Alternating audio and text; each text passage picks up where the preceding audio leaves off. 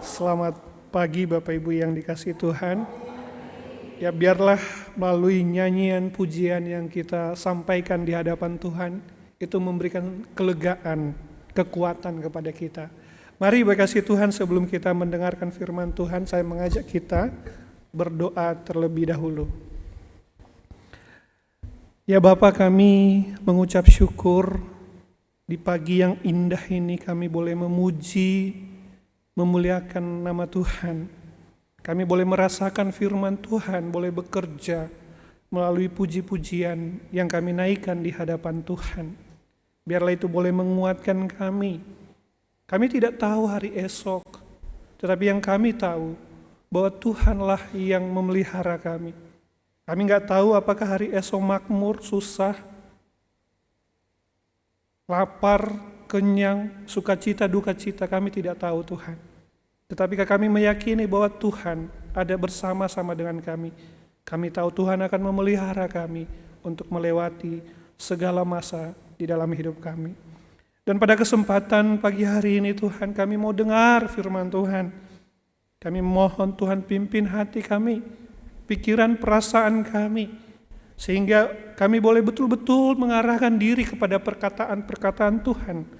Kami tahu bahwa perkataan sabda firman Tuhan itu adalah sabda firman Tuhan yang hidup, firman yang mengubahkan, firman yang memberikan kecukupan, kepuasan kepada kami.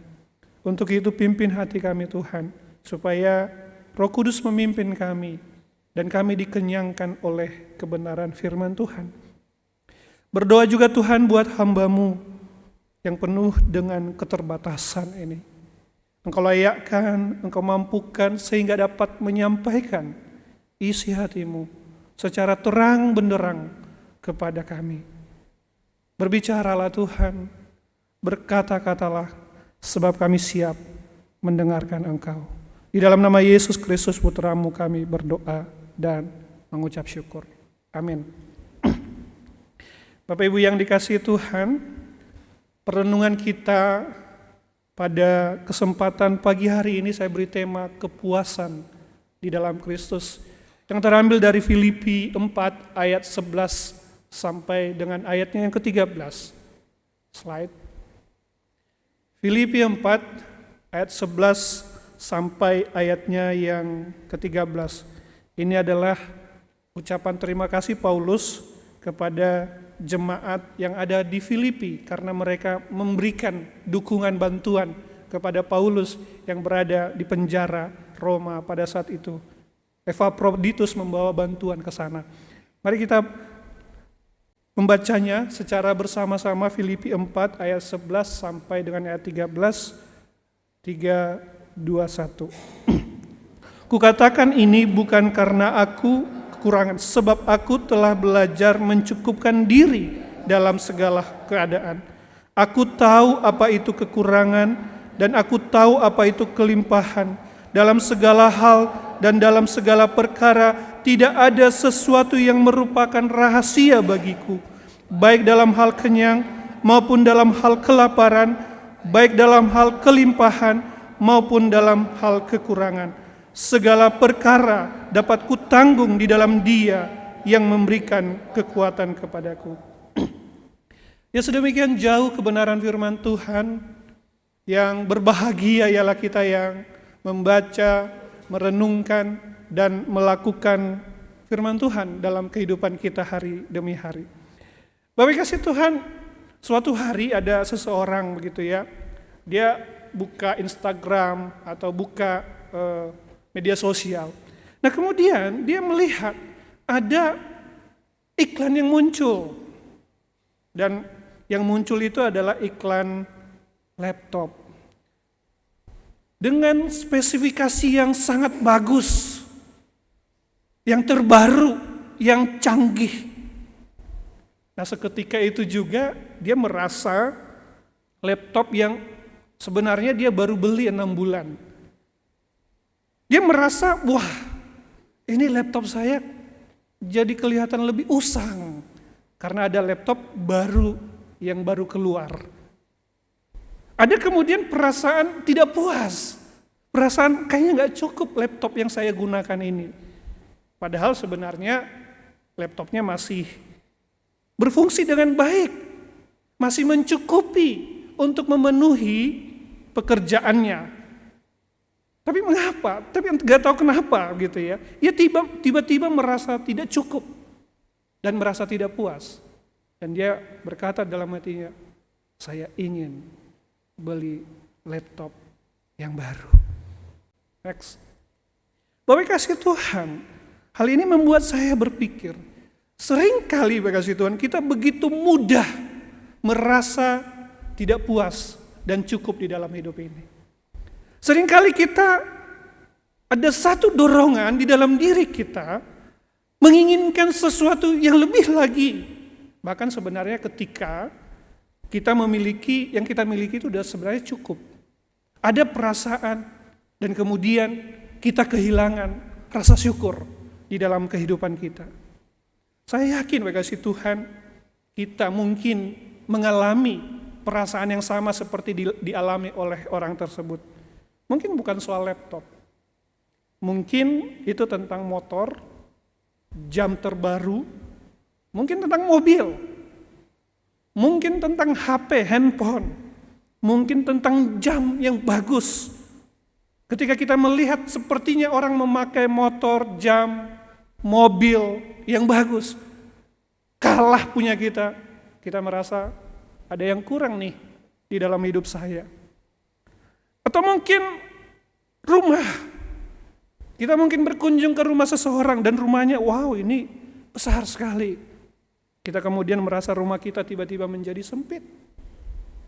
Menjadi rumah yang lama, kita menginginkan rumah yang baru, yang lebih besar. Atau mungkin tentang gaji. Kita mendengar misalnya, wah ini dulu seumuran saya nih, sekarang dia udah jadi manajer. Kita mulai cari, oh gajinya sudah gede banget. Oh usahanya maju, berkembang dengan pesat. Dan kemudian kita merasa kurang.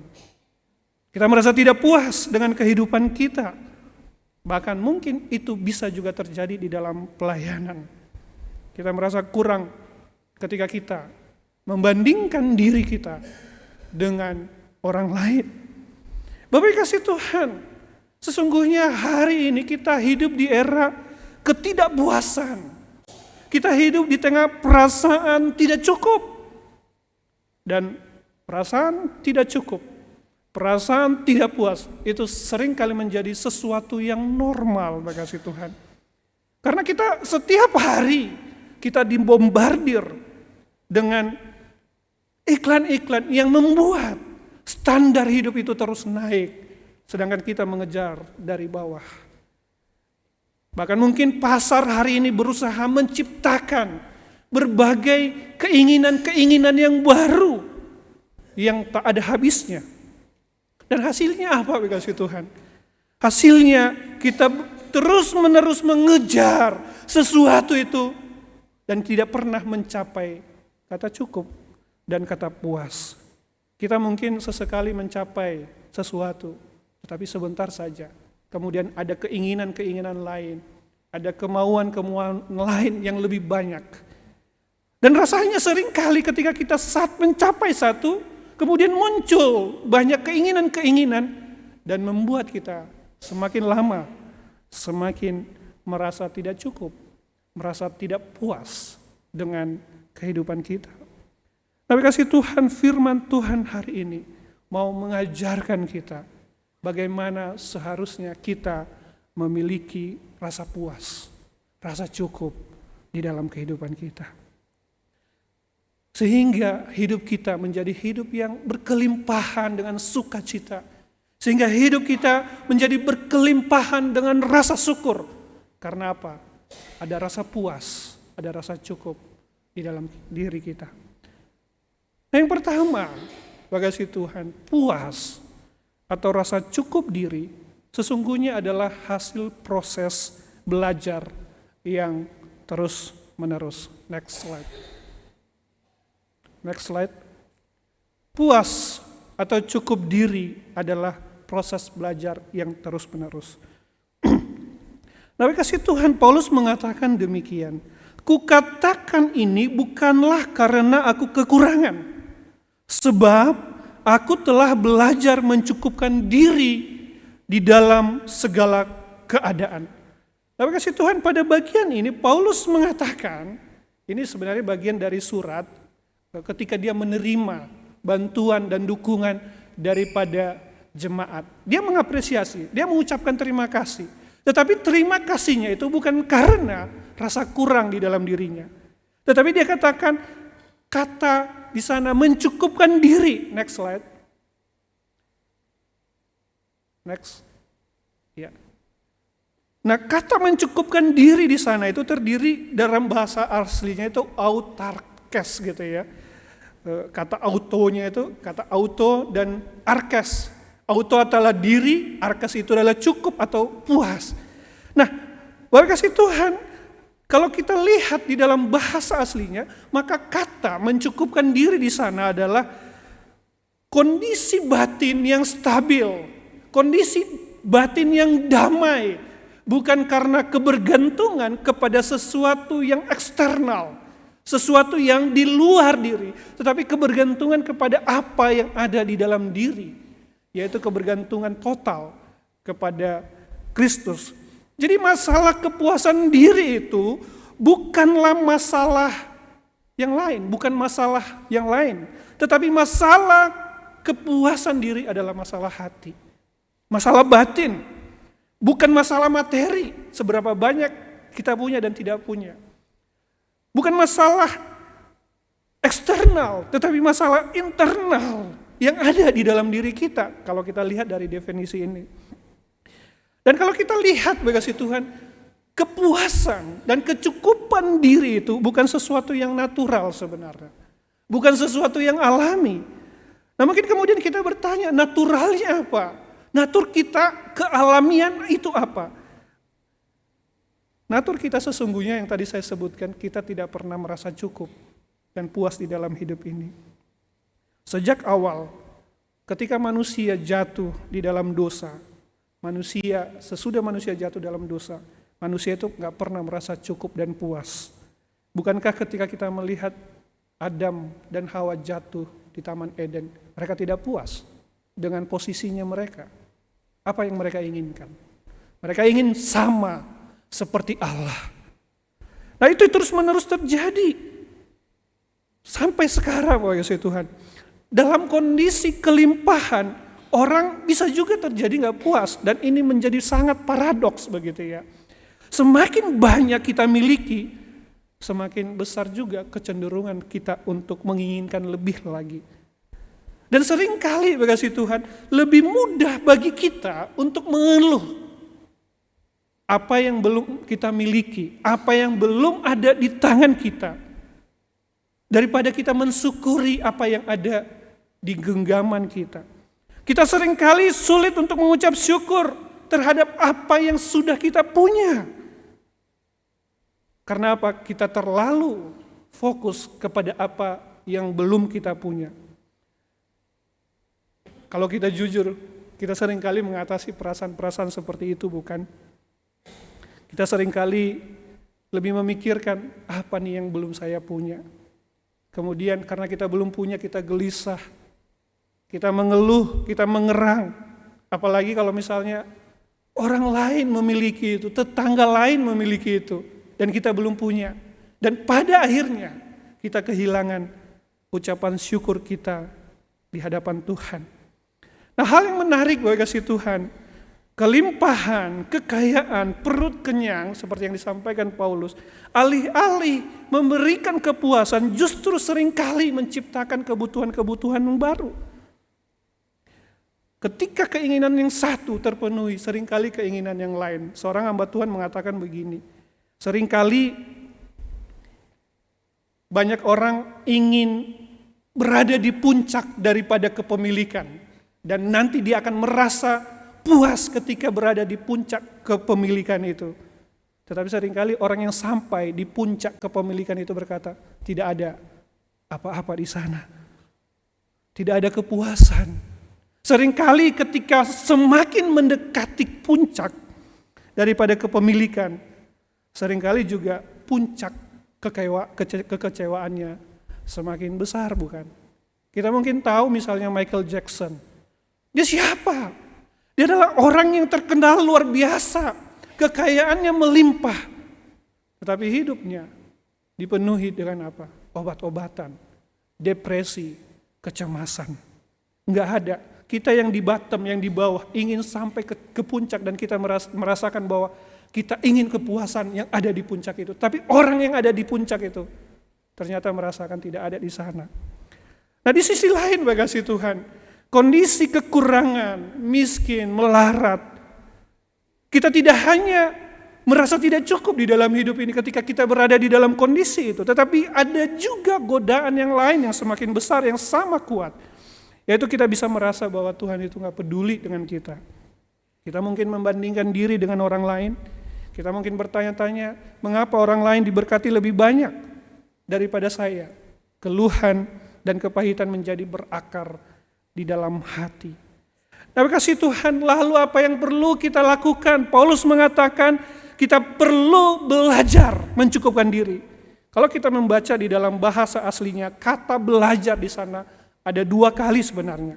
Yang pertama kata ematon, aku telah belajar. Dan yang kedua menyemai, aku telah belajar rahasia. Nah, Paulus ingin mengatakan bahwa rasa puas diri, rasa cukup diri itu tidak terjadi secara natural. Itu tidak terjadi secara spontan, tidak.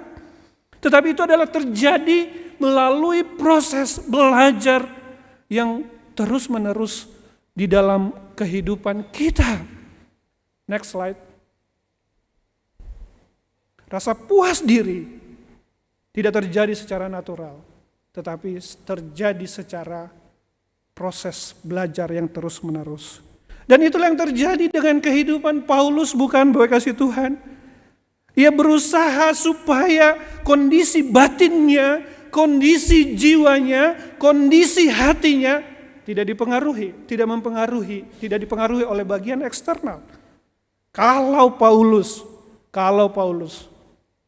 dipengaruhi oleh bagian eksternal yang terjadi di luar dari kehidupan itu, mempengaruhi dirinya, saya pikir dia udah lama berhenti pelayanan, sudah quit, sudah menyerah. Mengapa? Karena betapa hebatnya penderitaan, kesulitan, kemelaratan yang dialami Paulus. Misalnya di dalam 2 Korintus 11 ayat 23 sampai 27 yang mungkin sering kita sudah dengarkan. Dia berkata begini, aku lebih banyak berjeri lelah, lebih sering masuk penjara, didera, kerap menghadapi bahaya maut. Setiap kali dia juga pernah dicambuk, kapalnya pernah karam, pernah terkatung-katung di tengah laut. Dia sering diancam bahaya banjir. Seringkali juga ia ingin dibunuh. Seringkali kelaparan. Dan dia banyak tidur tanpa makan, kelaparan. Seringkali puasa dan tidak berdahaga, kedinginan tanpa pakaian. Nah, kalau kita lihat, sebenarnya kondisi eksternal ini, luar diri daripada Paulus ini, harusnya membuat dia berhenti pelayanan. Tetapi itu tidak, dia belajar bagaimana ia tetap bersyukur, bagaimana ia tetap merasa puas di dalam kondisi yang seperti ini. Tentu ini enggak mudah, ini satu proses yang panjang. Ia juga pernah berada dalam kondisi-kondisi yang nyaman. Jemaat Filipi berulang kali mendukung dia secara finansial. Di Antioquia dia mendapat tempat mengajar dan melayani dengan baik. Di beberapa kota dia sering kali berjumpa dengan orang kaya gitu ya. Jika ia berfokus kepada eksternal, dia mungkin saja bisa memanfaatkan itu untuk kesenangan dirinya sendiri. Nah, Paulus merespon segala perkara itu dengan terus belajar terus-menerus. Baik dalam keadaan lapar, baik dalam keadaan kenyang, baik dalam keadaan kelimpahan, maupun dalam keadaan kekurangan, baik dalam keadaan dia direndahkan atau juga ditinggikan, dia belajar puas di dalam hal itu. Ini menunjukkan bahwa pembelajaran mencukupkan diri ini bukan satu proses yang sementara. Ini adalah proses yang terus-menerus, kepuasan diri sesungguhnya.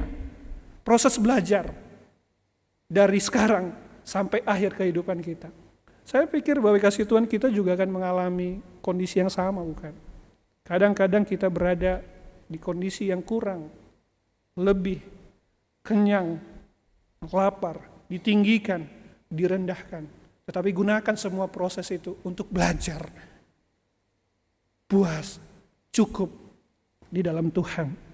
Bukankah kalau kita memandang kepada Tuhan Yesus, ya dari posisi yang paling tinggi, Allah yang menciptakan segala sesuatu, dia turun ke tengah-tengah dunia di tempat yang paling rendah, di kandang domba. Bahkan paling rendah lagi, ia disalibkan. Melalui salib, merupakan satu penghukuman yang hina. Tetapi yang mengagumkan adalah Tuhan Yesus tetap puas di dalam kondisi seperti itu. Karena apa? Dia tidak berfokus kepada bagian eksternal, tetapi dia berfokus kepada apa? Internal, yaitu relasinya dengan Allah Bapa. Kepuasannya tidak tergantung kepada apa yang terjadi di dalam hidupnya, tetapi kepuasannya tergantung kepada relasi dengan Allah Bapa. Bagaimana ia menghidupi kehendak Allah di dalam hidupnya. Baik, kasih Tuhan, next. Baik, kasih Tuhan, kita mungkin sudah kenal orang ini. Namanya Nick Vujicic. Nick ini lahir tanpa lengan dan tanpa kaki. Bayangkan tanpa lengan dan kaki, betapa sulitnya dia untuk melakukan pergerakan.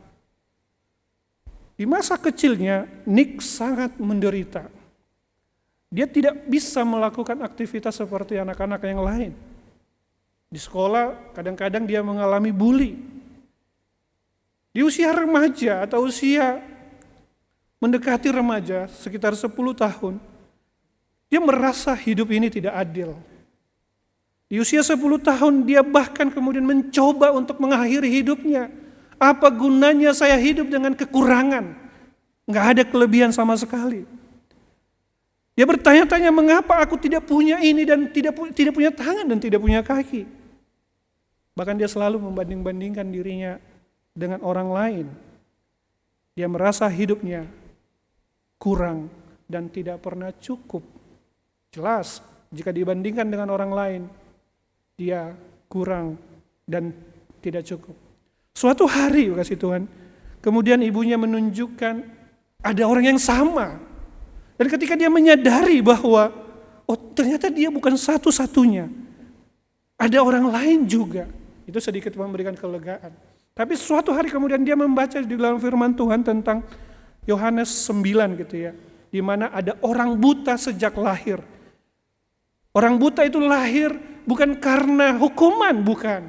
Tetapi karena ada kehendak Allah yang mau dinyatakan di dalam dia. Dia sekarang mulai memahami di tengah-tengah keterbatasannya, Tuhan bisa pakai dia untuk kemuliaan Tuhan. Dia sekarang mulai berubah cara pandangnya. Dia tidak lagi berfokus kepada apa yang tidak bisa dia ubah. Tadinya dia fokus kepada kekurangannya. Ketika dia fokus kepada kekurangannya, dia menderita di dalam batin. Dia sakit, dia mengeluh dengan kondisinya. Dia merasa hidupnya hancur. Tetapi dia kemudian bisa membagikan apa yang dia bisa ubah dan apa yang dia tidak bisa ubah. Ada hal yang masih banyak hal dia kerjakan. Sekalipun dia tidak punya tangan, dia belajar untuk melakukan hal-hal yang biasa lakukan.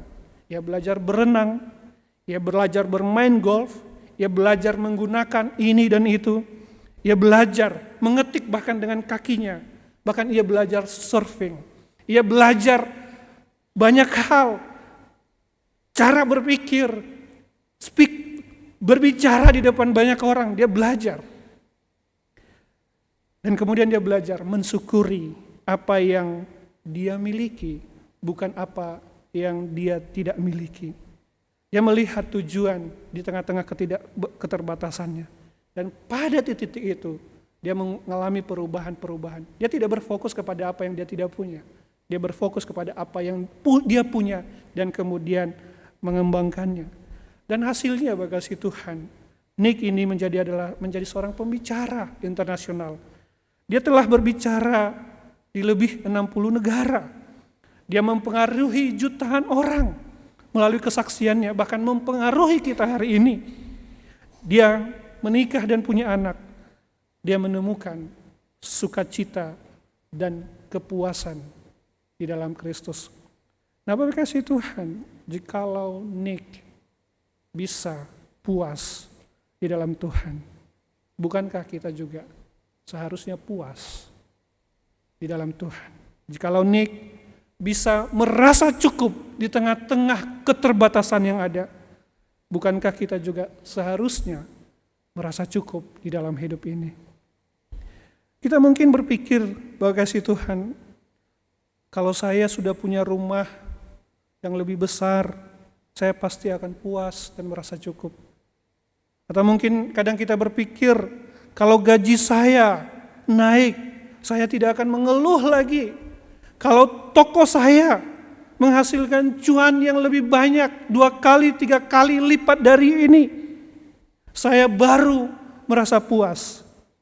Namun seperti yang kita lihat dari pengalaman Paulus, kepuasan kita bukan di bagian eksternal, tetapi sebenarnya bagian internal di dalam jiwa kita.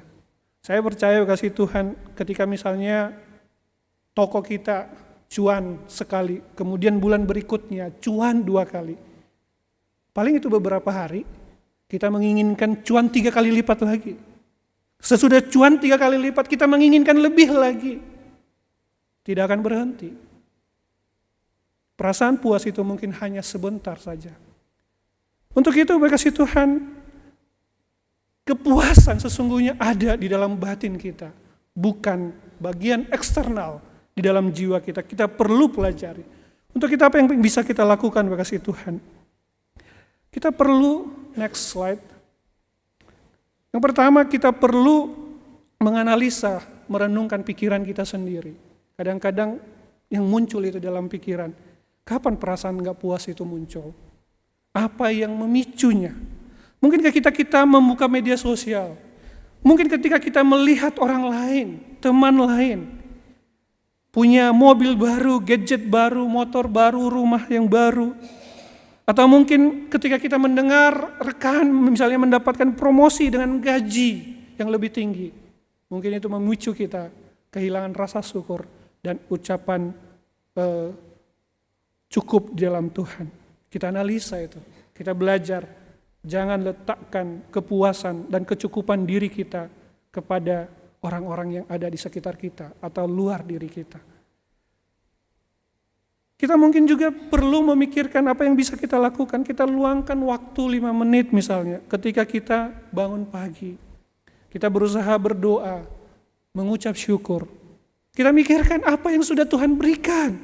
Seringkali kita lupa bukan apa yang sudah Tuhan berikan kepada kita. Kita memikirkan apa yang sudah Tuhan berikan, bukan hal-hal yang besar yang kita inginkan gitu ya. Mungkin hal-hal yang sederhana yang sering kita abaikan. Kita mengucap syukur buat kesehatan yang sudah Tuhan anugerahkan. Kita mengucap syukur Tuhan masih memampukan kita bekerja. Kita mengucap syukur buat keluarga-keluarga yang mendukung, mengasihi, mencintai kita. Kita mengucap syukur buat kesempatan melayani. Kita mengucap syukur untuk pekerjaan, untuk segala sesuatu yang Tuhan berikan. Saya pikir kalau kita melakukan ini, kasih Tuhan, hati kita pada hari itu akan dipenuhi rasa syukur. Karena kita tidak berfokus kepada apa yang kita tidak miliki, tetapi kepada apa yang Tuhan sudah berikan. Kemudian mari kita melihat setiap situasi, baik itu kelimpahan dan kekurangan, sebagai kesempatan untuk belajar bertumbuh di dalam Tuhan. Ketika kita diberkati oleh Tuhan dengan kelimpahan, alih-alih kita terjebak dalam keinginan untuk lebih lagi, kita bisa berkata kepada Tuhan, bagaimana berkat yang sudah Tuhan anugerahkan ini saya pakai untuk memuliakan Tuhan.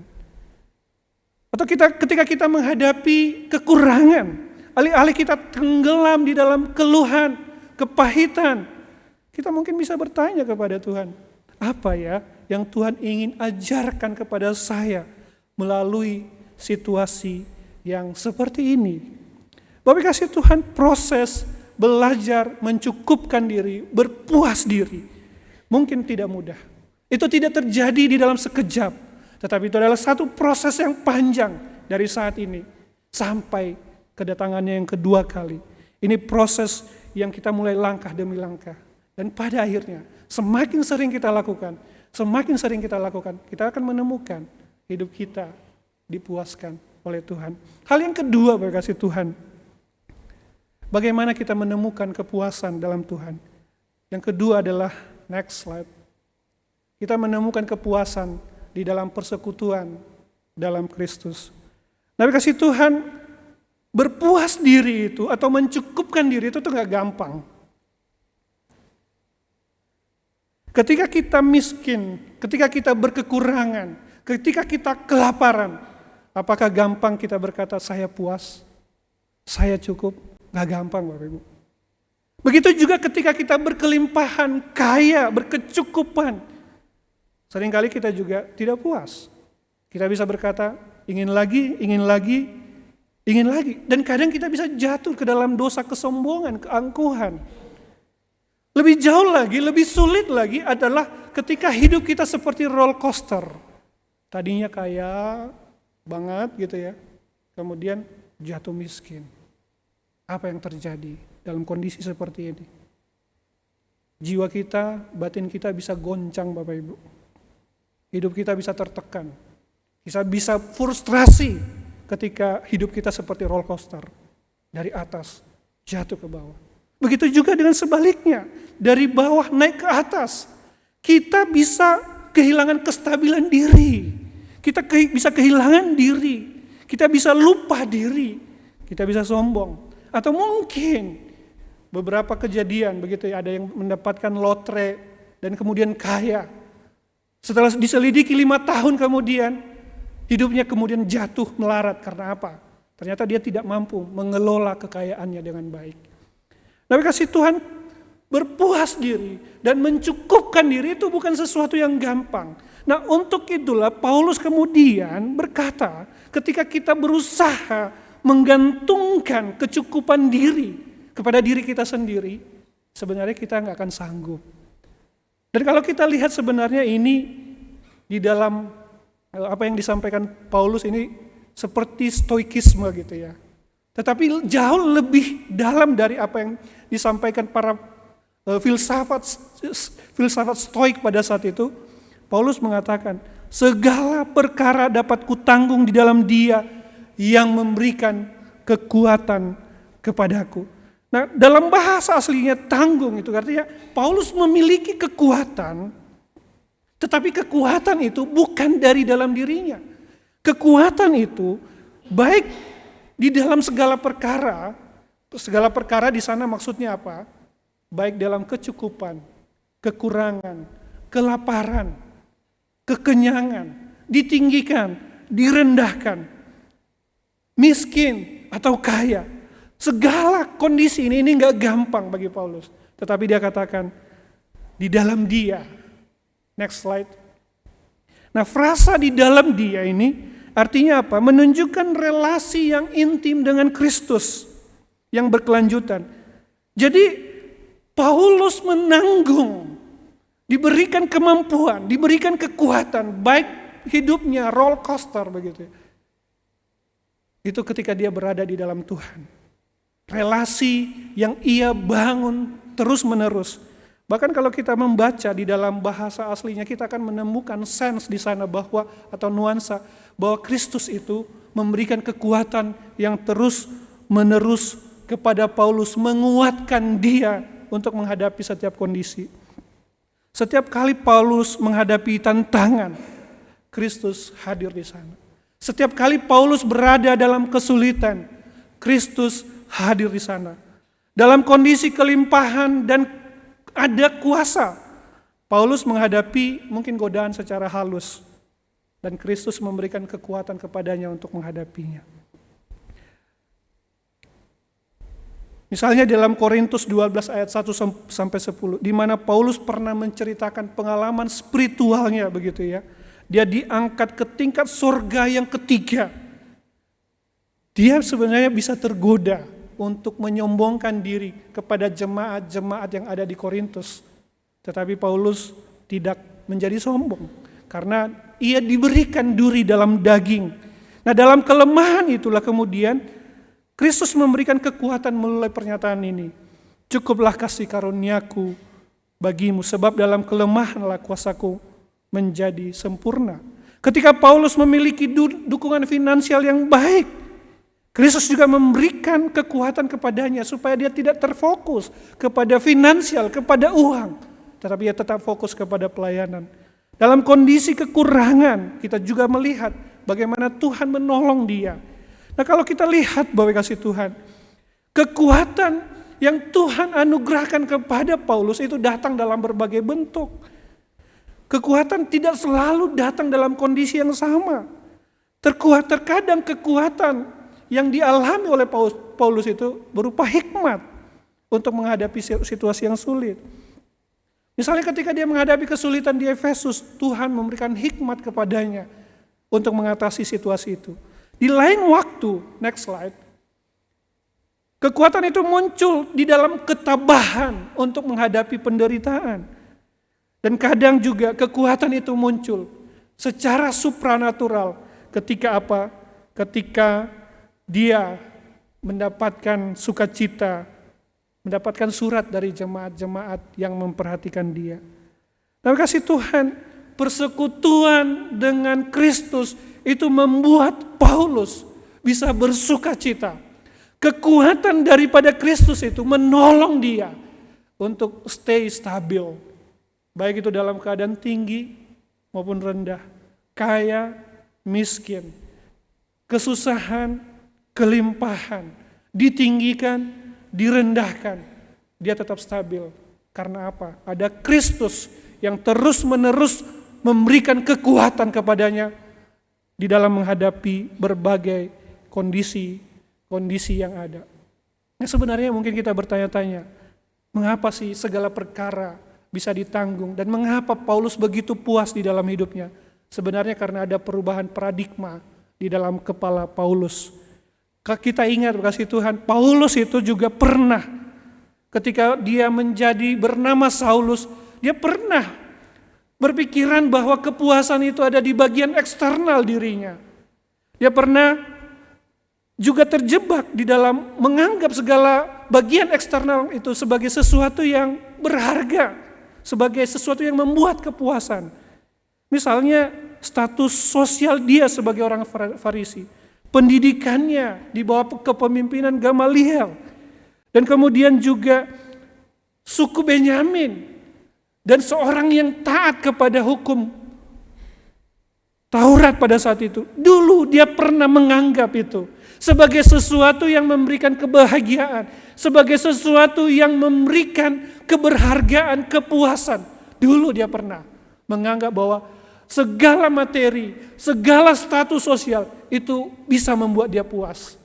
Tapi kalau kita baca di dalam Filipi 3 ayat 8, next slide, dia berkata begini. Malahan segala sesuatu kuanggap rugi karena pengenalan akan Kristus Yesus Tuhanku lebih mulia daripada semuanya. Lihat, ada perubahan paradigma. Tadinya dia menganggap bagian eksternal, kekayaan, kelimpahan, ketinggian gitu, dipandang tinggi, kuasa, itu sebagai sesuatu yang memberikan dia puas. Tetapi pada bagian ini dia katakan, itu adalah sampah. Dalam bahasa aslinya itu skubala gitu ya. Skubala atau kata ini diterjemahkan dengan lebih dalam dan lebih kuat. Itu merujuk kepada kotoran yang tidak berguna dan menjijikkan. Pilihan ini sangat ekstrim begitu ya. Apa yang dulu dianggap berharga, memberikan kepuasan kepadanya, sekarang dianggap apa? Sampah, sesuatu yang tidak berguna. Kenapa? Karena dia menemukan sesuatu yang lebih berharga daripada sampah itu. Apa yang dulu ia anggap sebagai keuntungan, sumber kepuasan, status, kekuasaan, pencapaian, materi, kini ia anggap tidak berharga sama sekali. Kenapa? Karena ia mengenal Kristus di dalam hidupnya. Kristus lebih berharga dari apapun, dari siapapun, dari materi apapun. Perubahan inilah yang kemudian membuat Paulus puas. Perubahan inilah yang kemudian membuat Paulus cukup di dalam hidupnya. Jikalau ia meletakkan kepuasannya kepada bagian eksternal, maka jiwanya bisa terombang-ambing. Ketika lagi kenyang, mungkin dia tinggi, tetapi ketika lagi lapar, mungkin jadi rendah, naik turun. Apa kasih Tuhan? Tapi ia tidak pernah, ketika kita meletakkan kepuasan diri kita kepada bagian eksternal kita, kita tidak akan pernah stabil. Kita tidak akan pernah puas. Kita akan tidak pernah menemukan damai sejahtera. Tetapi ketika kita menjadikan Yesus Kristus sebagai pusat dan ukuran nilai kita yang tertinggi, maka apapun kondisi luar diri kita, itu tidak akan membuat kita tergoncang. Ini bukan berarti dia tidak sensitif terhadap realitas atau menganggap remeh penderitaan. Sebaliknya, karena ia sudah menemukan harta yang paling berharga dalam Kristus, ia sekarang memiliki perspektif yang berbeda. Kelimpahan tidak lagi membuatnya terikat, karena ia tahu ada yang jauh lebih berharga daripada kelimpahan itu, yaitu Yesus. Kekurangan tidak lagi membuat dia, kekurangan itu berkuasa untuk menghancurkan keputusasaannya, kepuasannya. Karena apa? Karena dia tahu ada Kristus yang ada di dalam dirinya yang tidak pernah bisa diambil. Tapi kasih Tuhan, adakah kita juga merasakan kepuasan di dalam Kristus? Adakah kita, sistem nilai kita bukan lagi kepada materi, tetapi sistem nilai kita letakkan di dalam Yesus. Yesus telah menyelamatkan kita. Dia adalah sumber kepuasan kita, sumber kekayaan kita. Ia telah menyelamatkan kita dan nanti kita akan bersama-sama dengan Dia. Dia adalah sumber kekayaan di dalam hidup kita. Nah, kasih Tuhan. Next slide. Lanjut gambar. Ya. Nah, kasih Tuhan, bayangkan ini ada seorang penyelam profesional. Ketika dia menyelam, dia sebenarnya oksigennya itu terpasang sampai ke atas, terus dia terikat dengan tali. Nah, ketika dia sampai ke bawah, tali yang terhubung dengan kapal di atas itu merupakan tali hidupnya sebenarnya. Kenapa? Ketika dia masuk ke dalam laut yang paling gelap, mungkin ada berbagai hal yang terjadi di sana. Tetapi ketika dia misalnya dia kasih kode gitu ya, dia akan terkoneksi dengan apa? Dengan orang yang di atas. Ketika bahaya datang, dia tinggal tarik, kasih kode tarik. Nah, kemudian nanti orang akan narik di atas. Dia akan selalu terkoneksi dengan yang di atas. Nah, kasih Tuhan, ini sebenarnya gambaran tentang hidup kita. Sebagai orang percaya, kita seharusnya selalu terkoneksi dengan yang di atas. Dengan Dia. Jikalau kita terkoneksi dengan Dia, bersekutu dengan Dia, Dia akan selalu gitu ya, memelihara, menyertai kehidupan kita. Nah, kasih Tuhan, mari kita lihat langkah praktis apa yang kita bisa lakukan. Next slide. Nah, kasih Tuhan, kita perlu menyadari bahwa seringkali mungkin kita mencari kepuasan di tempat yang lain. Kita mungkin berpikir kepuasan itu di bagian eksternal diri kita. Tapi seperti pengalaman Paulus, kepuasan sejati tidak tergantung pada eksternal diri kita, tetapi relasi dengan Kristus. Untuk itu, mari kita memperdalam relasi kita dengan Tuhan. Mari kita membangun relasi kita dengan Dia. Bangun hubungan kita dengan Tuhan. Datang kepada Tuhan, berdoa, membaca firman-Nya, renungkan kekayaan yang sudah Tuhan anugerahkan di dalam kehidupan kita. Kedua, dalam menghadapi setiap situasi, Bapak kasih Tuhan. Baik itu dalam kondisi menyenangkan, menantang, latih diri kita untuk bertanya, di mana Kristus dalam situasi ini? Ketika mendapatkan promosi di kantor, jangan berhenti pada sukacita pencapaian tersebut, tapi ajak Kristus masuk ke dalam sukacita itu. Ketika kita menghadapi kesulitan keuangan, jangan fokus pada keterbatasan dana, tapi lihat bagaimana situasi itu memperdalam kebergantungan kita kepada Tuhan. Kemudian ketiga, apa yang bisa kita lakukan? Mulailah membiasakan diri bercakap-cakap, berbincang-bincang dengan Kristus di dalam sepanjang hari di dalam kehidupan kita. Ini bukan berarti kita harus berdoa setiap saat, tetapi ini artinya kita berusaha memelihara kesadaran bahwa Tuhan itu hadir senantiasa dalam hidup kita. Ketika kita sedang menyetir ke kantor, kita bisa ngobrol, kita bisa berbincang-bincang dengan Tuhan. Ketika kita mau meeting, kita bisa berbincang-bincang dengan Tuhan. Dalam segala keputusan kita, libatkan Dia dalam hidup kita. Keempat, kita mulai melatih otot rohani kita, yaitu bergantung kepada Tuhan senantiasa. Misalnya kita tersinggung dengan perkataan orang lain, kita berlatih mencari kekuatan di dalam Tuhan. Ketika godaan mengeluh, misalnya ketika lagi macet, kita berusaha untuk menjadikan kesempatan itu mencari hal-hal yang kita syukuri. Kita latih otot-otot rohani kita sehingga nama Tuhan semakin dimuliakan. Jadi Bapak kasih Tuhan, bagaimana kita, next slide, kita menemukan kepuasan di dalam Tuhan. Ada dua rahasia yang saling terkait, yaitu kita belajar terus-menerus memuaskan, mencukupkan diri. Dan yang ketiga, kita membangun persekutuan yang erat di dalam Kristus. Seperti seorang anak kecil yang terus-menerus belajar mengembangkan kemampuannya, begitulah kita juga terus-menerus melatih kehidupan puas dan cukup di dalam Tuhan. Mari kita berdoa. Ya Bapa, kami mengucap syukur ya Tuhan buat kebenaran firman-Mu. Kecenderungan kami sebagai manusia seringkali merasa tidak puas dengan kehidupan kami, merasa tidak cukup. Kami sering mengejar-ngejarnya dan seringkali akhirnya kehidupan kami dipenuhi dengan kekecewaan, dipenuhi dengan ketidakpuasan. Tetapi hari ini firman Tuhan mengajarkan kami, di dalam segala kondisi, kami belajar untuk mencukupkan diri. Dan terlebih lagi itu kami perlu menyadari bahwa Kristus adalah yang paling berharga. Kristus adalah pemuas jiwa kami.